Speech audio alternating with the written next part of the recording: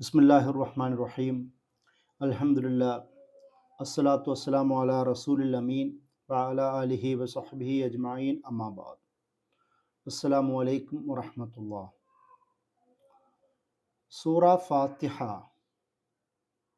പരിശുദ്ധ ഖുർആനിലെ നബി സല്ലല്ലാഹു അലൈഹി വസല്ലമയുടെ ആദ്യകാലങ്ങളിൽ പൂർണ്ണമായും അവതരിച്ച ആദ്യ സൂറത്ത് എന്ന നിലയിലാണ് നമുക്ക് റിപ്പോർട്ടുകളിൽ ഈ സൂറത്തിനെ കുറിച്ച് കാണുവാൻ കഴിയുന്നത്. അതുപോലെ തന്നെ സൂറ ഫാത്തിഹ സാധാരണ ഒരു വിശ്വാസിയുടെ ജീവിതത്തിലെ ഏറ്റവും പ്രധാനപ്പെട്ട സൂറത്തുകളിൽ ഒന്നാണ്.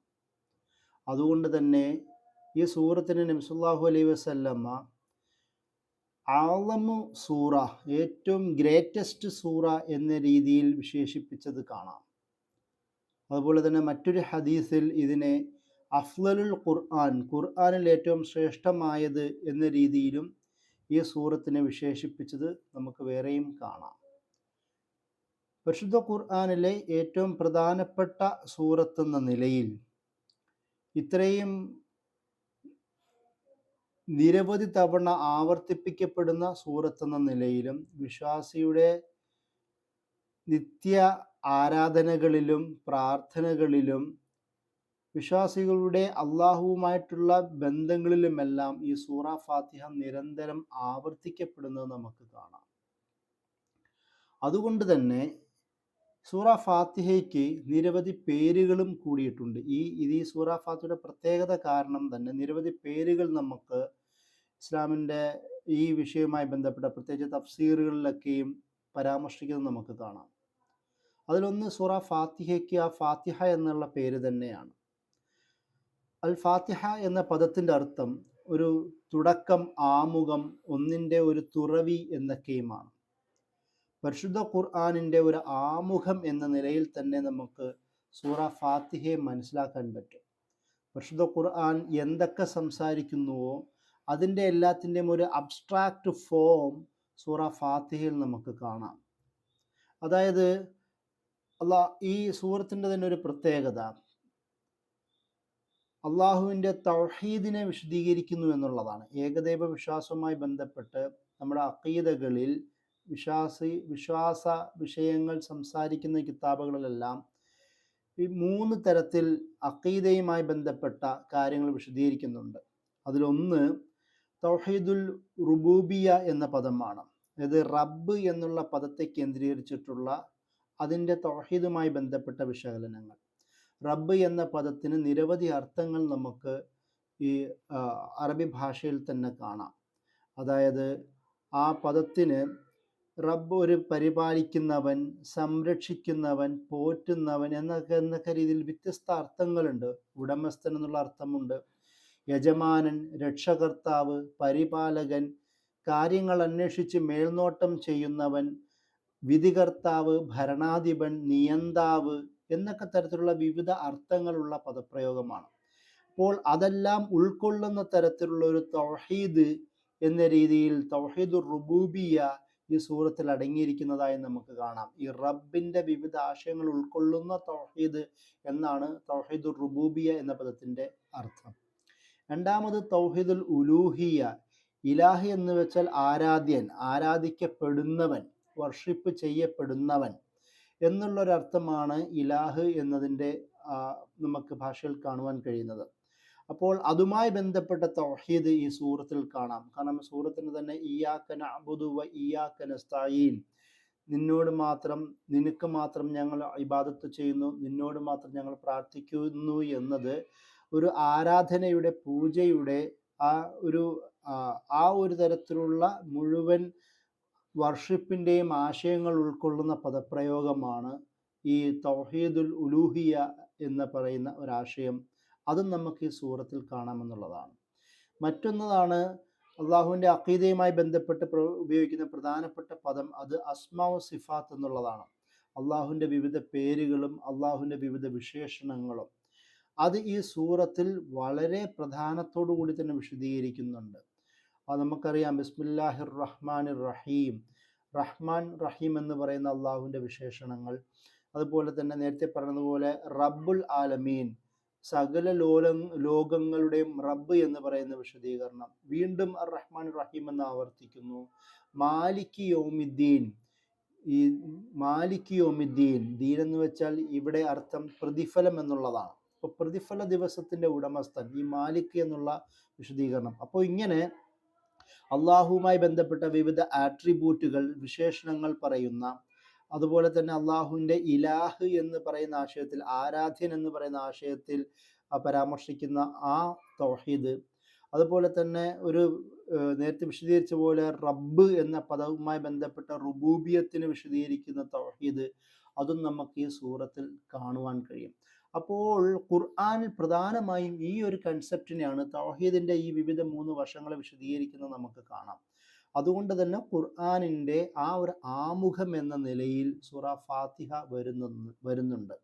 അതിൻ്റെ കൂടെ തന്നെ നന്മ തിന്മയെക്കുറിച്ചുള്ള ചർച്ചകൾ, ഈ ലോകവും പരലോകവുമായി ബന്ധപ്പെട്ട ചർച്ചകൾ. കാരണം പരലോകം എന്നത് പരിശുദ്ധ ഖുർആനിൻ്റെ ഏറ്റവും പ്രധാനപ്പെട്ട ആശയമാണ്. അള്ളാഹുവിലുള്ള വിശ്വാസം, പരലോകത്തിലുള്ള വിശ്വാസം. ഈ സൂറത്ത് തന്നെ തുടങ്ങുന്നത് ബിസ്മില്ലാഹിർ റഹ്മാൻ റഹീം എന്നുള്ളതാണല്ലോ, പരമകാരുണ്യവനും കരുണാനിധിയുമായ അള്ളാഹുവിൻ്റെ നാമം കൊണ്ട് എന്നാണ് ആ ആയത്തിൻ്റെ അർത്ഥം. അപ്പോൾ അതായത് അള്ളാഹു ആര് എന്ന് ഈ സൂറത്തിൽ പരിചയപ്പെടുത്തുന്നു, ആരുടെ നാമത്താലാണ് തുടങ്ങേണ്ടതെന്ന് ഈ സൂറത്തിൽ പരിചയപ്പെടുത്തുന്നു. ഒരു വിശ്വാസിയുടെ നിത്യജീവിതത്തിലെ പ്രധാനപ്പെട്ട സ്മരണ, ഓർമ്മ, ജപം എന്ത് ആണെന്നും ഈ സൂറത്തിൽ പരിചയപ്പെടുത്തുന്നുണ്ട്. അപ്പോൾ അള്ളാഹുവിൻ്റെ ഒരു അസ്തിത്വത്തെ ഈ ആയത്തുകളിലൂടെ പറയുന്നു. ആ അസ്തിത്വത്തിൻ്റെ ഏറ്റവും പ്രധാനപ്പെട്ട മൂല്യം എന്നത്, ഗുണമെന്നത് റഹ്മാൻ റഹീം എന്നുള്ളതാണെന്നും പറയുന്നു. അതായത് കമ്പാഷൻസ് നിറഞ്ഞ, മേഴ്സി നിറഞ്ഞ, ദയയും നിറഞ്ഞ, കാരുണ്യം നിറഞ്ഞ പദപ്രയോഗങ്ങളാണ് റഹ്മാൻ റഹീം എന്നുള്ളത്. അതുകൊണ്ട് തന്നെ ഇതേ സൂറത്തിൽ തന്നെ ഈ പദം അർ റഹ്മാൻ റഹീം എന്ന് പറയുന്നത് 3-ാമത്തെ ആയത്തായി വീണ്ടും ആവർത്തിക്കുന്നത് നമുക്ക് കാണാം. അള്ളാഹു എന്ന് ഇസ്ലാം പരിചയപ്പെടുത്തുമ്പോൾ ഒരു ഭീകര രൂപമായ, ലോകജനങ്ങളെ മുഴുവൻ ശിക്ഷിക്കുന്ന, ഭീഷണിപ്പെടുത്തുന്ന, തൻ്റെ ഒരു അപ്രമാദം കാണിക്കുന്ന ഒരാളെന്ന നിലയിലുള്ള ഒരു ദൈവിക സങ്കല്പത്തെയാണ് സാധാരണ സെക്യുലർ വായനകളിലെല്ലാം റിലീജിയനെ കുറിച്ച് പറയുമ്പോൾ വിശദീകരിക്കുന്നത്. എന്നാൽ അള്ളാഹു പരിശുദ്ധ ഖുർആനിൽ ആദ്യമായി പൂർണ്ണമായും അവതരിപ്പിച്ച സൂറത്തിൽ അള്ളാഹുവിൻ്റെ നാമത്തെ പരാമർശിക്കുന്ന ഭാഗത്ത് 2 ആയത്തുകളിലൂടെ അള്ളാഹുവിൻ്റെ ഏറ്റവും പ്രധാനപ്പെട്ട ഗുണം എന്നത് കാരുണ്യവും ദയയും അനുഗ്രഹവുമാണെന്ന് വിശദീകരിക്കുന്നത് നമുക്ക് കാണാം. അപ്പോൾ ഖുർആനിൻ്റെ പ്രധാനപ്പെട്ട ഒരു സന്ദേശവും അത് തന്നെയാണ്. അപ്പോൾ അതിൻ്റെ ഒരു ആമുഖം എന്ന നിലയിലും ഈ സൂറ നമുക്കത് കാണാം. അതുകൊണ്ട് തന്നെ ഫാത്തിഹ, അതും ആ പേര് അവിടെ പ്രസക്തമായി തീരുന്നതും ഈ കാര്യത്തിലൂടെ ആലോചിച്ച് നോക്കുമ്പോൾ നമുക്ക് മനസ്സിലാക്കാൻ കഴിയുന്ന ഒരു വസ്തുതയാണ്. അതിൻ്റെ കൂടെ തന്നെ ഖുർആനിൽ ഈ തരത്തിൽ പരലോകത്തെക്കുറിച്ച് വിശദീകരിക്കുന്നുണ്ട്. പരലോകത്തെക്കുറിച്ച് വിശദീകരിക്കുന്ന ഭാഗമാണ് മാലിക് യൗമിദ്ദീൻ, പ്രതിഫലം നൽകുന്ന ദിവസത്തിൻ്റെ ഉടമസ്ഥൻ. അതായത് പ്രതിഫല ദിവസത്തിൻ്റെ ഉടമസ്ഥൻ. ഒരു വിശ്വാസിക്ക് അവൻ്റെ ഏറ്റവും അവസാനമായി മൂർത്തമായ രീതിയിലുള്ള പ്രതിഫലം ലഭിക്കുന്നത് അത് പരലോകത്താണെന്നും ആഖിറത്ത് എന്ന് പറയുന്ന ഒരു കൺസെപ്റ്റും ഈ ആയത്തിലൂടെ അള്ളാഹു സുബ്ഹാനഹു വ തആല പഠിപ്പിക്കുന്നുണ്ട്. അള്ളാഹു ആര്, അൽ ഈമാനു ബില്ലാ, അള്ളാഹുള്ള വിശ്വാസവും വൽ യൗമുൽ ആഖിർ, പരലോകത്തുള്ള വിശ്വാസവും ഈ സൂറത്തിൽ കടന്നു വരുന്നതായി നമുക്ക് കാണാം. അതിൻ്റെ കൂടെ തന്നെ ഈ സൂറത്തിൻ്റെ മറ്റൊരു പ്രധാനപ്പെട്ട പ്രത്യേകത, എന്താണ് ഒരു മനുഷ്യൻ ചെയ്യേണ്ടത് എന്നത് ഈ സൂറത്തിൽ പഠിപ്പിക്കുന്നുണ്ട്. അത് ഖുർആനിൽ മുഴുവൻ കാണുന്ന ഒരു വിഷയമാണ്. ഒരു വിശ്വാസി അല്ല ഒരു മനുഷ്യൻ അവൻ്റെ ദൈവത്തോടുള്ള ഒരു കർത്തവ്യം എന്താണ്, റെസ്പോൺസിബിലിറ്റി എന്താണെന്ന് ഖുർആൻ ആദ്യം മുതൽ അവസാനം വരെയും പറയുന്നുണ്ട്. അതിൻ്റെ ഒരു ചുരുക്കെഴുത്താണ് 5-ാമത്തെ ആയത്തായ ഇയ്യാക നഅ്ബുദു വ ഇയ്യാക നസ്തഈൻ, ഇബാദത്ത് നിനക്ക് മാത്രമാണ്, നിന്നോട് മാത്രമേ സഹായം ചോദിക്കുള്ളൂ എന്ന പ്രതിജ്ഞ. ഈ ആയത്ത് ഒരു പ്രതിജ്ഞയാണ് മുന്നോട്ട് വെക്കുന്നത്. അതായത് ഒരു പ്ലെഡ്ജ് ചെയ്യുന്നു, അള്ളാഹുവിൻ്റെ മുമ്പിൽ എൻ്റെ ജീവിതം ഇതായിരിക്കുമെന്ന് നമ്മൾ തീരുമാനിക്കുന്നു എന്നാണ് അതിൻ്റെ അർത്ഥം. ഇവിടെ ഇബാദത്ത് എന്നുള്ള പദവും കുറച്ചും കൂടി ആഴത്തിൽ മനസ്സിലാക്കേണ്ടതുണ്ട്. ഇബാദത്ത് എന്നുള്ള പദം ഒരേ സമയം തന്നെ ഖുർആനിൽ 3 അർത്ഥങ്ങളിലായി പൊതുവെ ഉപയോഗിക്കുന്നത് കാണാം.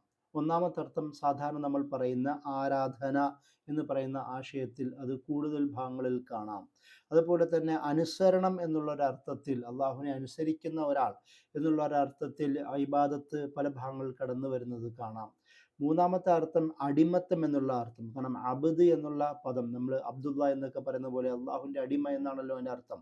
അപ്പോൾ അബ്ദ്, അള്ളാഹുവിൻ്റെ അടിമ അല്ലെങ്കിൽ അടിമത്തം എന്ന് പറയുന്ന അർത്ഥവും നമുക്ക് ഇബാദത്ത് എന്ന പദത്തിൽ കാണാം. അപ്പോൾ ഈ ഖുർആൻ മുഴുക്കെ അള്ളാഹുവിൻ്റെ അനുസരണത്തെക്കുറിച്ച് സംസാരിക്കുന്നു, അള്ളാഹുവിനോടുള്ള അടിമത്തത്തെക്കുറിച്ച് സംസാരിക്കുന്നു, അള്ളാഹുവിനോടുള്ള ആരാധനയെക്കുറിച്ച് സംസാരിക്കുന്നു. അതിൻ്റെയും കൂടെ ഒരു അബ്സ്ട്രാക്റ്റായി നമുക്ക് ഈ സൂറത്തിൽ പരിചയപ്പെടുത്തുന്നുണ്ട്. അതിൻ്റെ കൂടെ ആരോടാണ് നിങ്ങൾ പ്രാർത്ഥിക്കേണ്ടത്, ആവശ്യം നിങ്ങൾ സമർത്ഥിക്കേണ്ടത്, ആരെയാണ് നിങ്ങൾ സമീപിക്കേണ്ടത്, അത് എന്നെയാണ് എന്ന് അള്ളാഹു സുബ്ഹാനഹു വ തആല ഈ സൂറത്തിൽ പഠിപ്പിക്കുന്നു. അതായത് ഞാനല്ലാതെ വേറൊരു ഇലാഹില്ല എന്നും ഞാൻ മാത്രമേ നിങ്ങളെ സഹായിക്കാനുള്ളൂ എന്നും ആ ബോധം നിങ്ങൾ ഉണ്ടാവണമെന്നും ആ ബോധത്തിലൂടെ നിങ്ങൾ പ്രതിജ്ഞ ചെയ്യണമെന്നും ഈ ആയത്തിലൂടെ ഇയ്യാക നഅ്ബുദു വ ഇയ്യാക നസ്തഈൻ എന്ന് പറയുന്ന ആയത്തിലൂടെ അള്ളാഹു നമ്മളെ കൊണ്ട് എന്ത് ചെയ്യുന്നു, അത് പ്രതിജ്ഞ ചെയ്യിപ്പിക്കുന്ന രീതിയിലും കൂടി പറയുന്നു. അപ്പോൾ ഖുർആനിൻ്റെ ഒരു പൊതുവായ ഒരു കൺസെപ്റ്റാണ് ഈ ഇബാദത്തും അള്ളാഹുവിനോടുള്ള അവൻ്റെ വിശ്വാസിയുടെ ഒരു മടക്കവും. അതും ഈ സൂറത്തിൽ ഒരു അബ്സ്ട്രാക്റ്റ് എന്ന നിലയിൽ പറയുന്നു. അതുപോലെ തന്നെ അടുത്ത പ്രധാനപ്പെട്ട വിഷയമാണ് ഏത് വഴിയാണ് വിശ്വാസി സ്വീകരിക്കേണ്ടത് എന്നത് ഈ സൂറത്തിൽ പരിചയപ്പെടുത്തുന്നുണ്ട്. അതിനാണ് ഇവിടെ ഈ സിറാത്തുൽ മുസ്തഖീം, ചൊവ്വായ വഴി എന്ന രീതിയിൽ അള്ളാഹു സുബ്ഹാനഹു വ തആല പറയുന്നത്. അതിന് വിശ്വാസിയോട് പറയുകയാണ്, നിങ്ങൾ എന്താണ് ചെയ്യേണ്ടത്, എന്നെ പ്രാർത്ഥിക്കണം. ഒരു അള്ളാഹുവിനോടുള്ള പ്രാർത്ഥനയുടെ രീതിയെയും ഈ സൂറത്ത് പഠിപ്പിക്കുന്നത് കാണാം. അതായത് ഈ സൂറത്ത് മുഴുവൻ ഒരു ആമുഖമാണ്.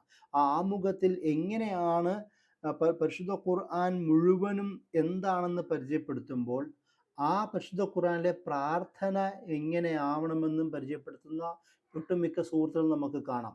ആ പ്രാർത്ഥിക്കുമ്പോൾ നിങ്ങൾ ഏത് ശൈലിയാണ് പിന്തുടരേണ്ടതെന്നും ഈ സൂറത്ത് നമ്മെ പഠിപ്പിക്കുന്നു. ആദ്യം അള്ളാഹുവിനെ പുകഴ്ത്തുക എന്നതിൻ്റെ അർത്ഥം അള്ളാഹു ആരാണെന്ന് തിരിച്ചറിയുക എന്നുള്ളതാണ്.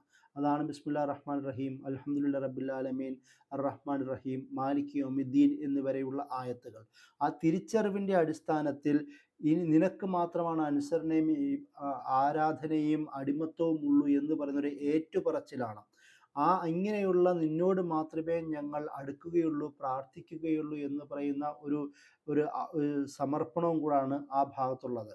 ഇങ്ങനെ പറഞ്ഞുകൊണ്ടാണ് നിങ്ങൾ എന്നോട് പ്രാർത്ഥിക്കേണ്ടത് എന്ന് പറയുന്ന ഒരു ശൈലിയും കൂടി അള്ളാഹു പറയുന്നു. അതായത് ഇഹ്ദിനസ് സിറാത്തുൽ മുസ്തഖീം, ശരിയായ വഴിയിലേക്ക് ഞങ്ങളെ നീ നയിക്കണമേ എന്നാണ് അവിടെ പറയുന്നത്. നമുക്കറിയാം പരിശുദ്ധ ഖുർആനിൽ ആദ്യം മുതൽ അവസാനം വരെയും ഈ ശരിയായ വഴി എന്താണെന്ന് പല ഭാഗങ്ങളിൽ വിശദീകരിക്കുന്നുണ്ട്. അതിലൊരായത്തിൽ അല്ലാഹു സുബ്ഹാനഹു വ തആല പറയുന്നു എന്താണ് ശരിയായ വഴി. അതിന് അള്ളാഹു തന്നെ വിശദീകരിക്കുന്നത് ഈ ആയത്തിൽ കാണാം. സുറാത്തല്ലദീന അൻഅംത അലൈഹിം, അതായത് സുറാത്തല്ലദീന അൻഅംത അലൈഹിം എന്ന് പറഞ്ഞാൽ നീ അനുഗ്രഹിച്ചവരുടെ വഴി എന്നാണ് പറയുന്നത്. പരിശുദ്ധ ഖുർആൻ ആരൊക്കെ അനുഗ്രഹിച്ചു എന്ന് പറയുന്ന ആയത്തുകളുണ്ട്. അതിന് അള്ളാഹു സുബ്ഹാനഹു വ തആല പറയുന്നത് ആദ്യം അനുഗ്രഹം ലഭിക്കുന്നത്, അതായത് പ്രധാനികൾ, അത് പ്രവാചകന്മാരാണ്, അള്ളാഹുവിൻ്റെ ദൂതന്മാരാണ് ഒന്ന്. രണ്ടാമത് അവർ സ്വാലിഹീങ്ങളാണ്, സൽക്കർമ്മം പ്രവർത്തിക്കുന്നവരാണ് അള്ളാഹുവിൻ്റെ അനുഗ്രഹം ലഭിച്ചവർ. മൂന്നാമത് അവർ ശുഹദാക്കളാണ്, അള്ളാഹുവിൻ്റെ മാർഗത്തിൽ സ്വയം ത്യജിക്കാൻ, സാക്രിഫൈസ് ചെയ്യാൻ തയ്യാറായവർ എന്നുള്ളതാണ് മൂന്നാമത്. നാലാമത് സിദ്ദീഖീങ്ങൾ എന്നുള്ളതാണ്, അതായത് അള്ളാഹുവിൻ്റെ വാക്ക് സത്യപ്പെടുത്തി ജീവിതം അതനുസരിച്ച് ജീവിച്ച് കാണിച്ചു കൊടുത്തവർ എന്നുള്ളതാണ്.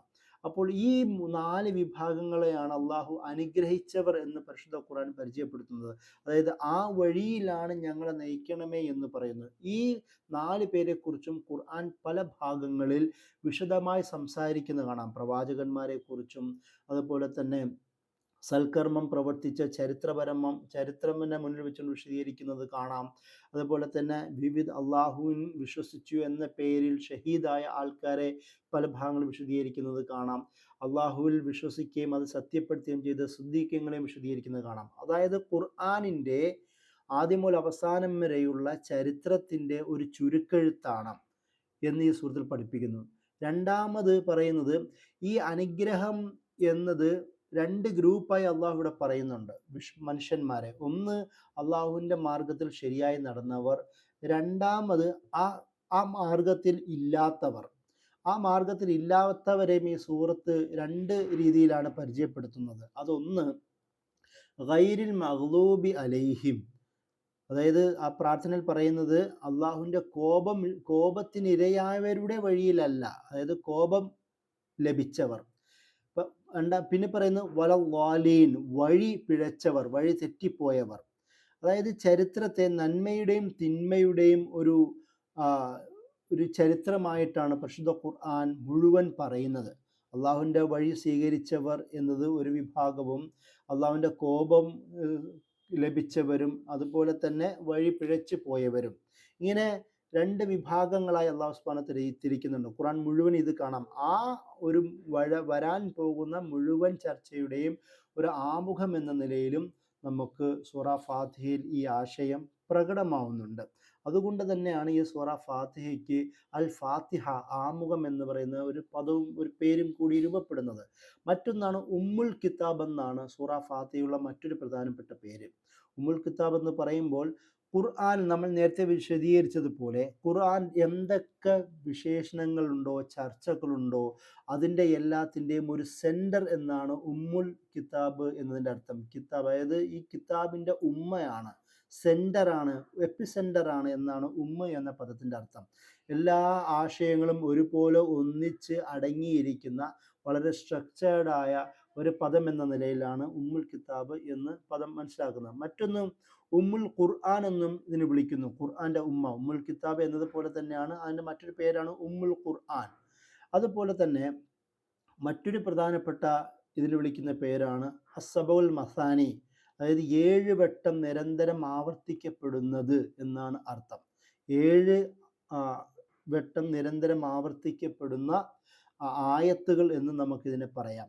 അതായത് നബി സല്ലല്ലാഹു അലൈഹി വസല്ലം ഈ സൂറത്തിനെ സബഉൽ മസാനി എന്ന പേരിൽ വിശദീകരിക്കുന്ന ഹദീസുകളുണ്ട്.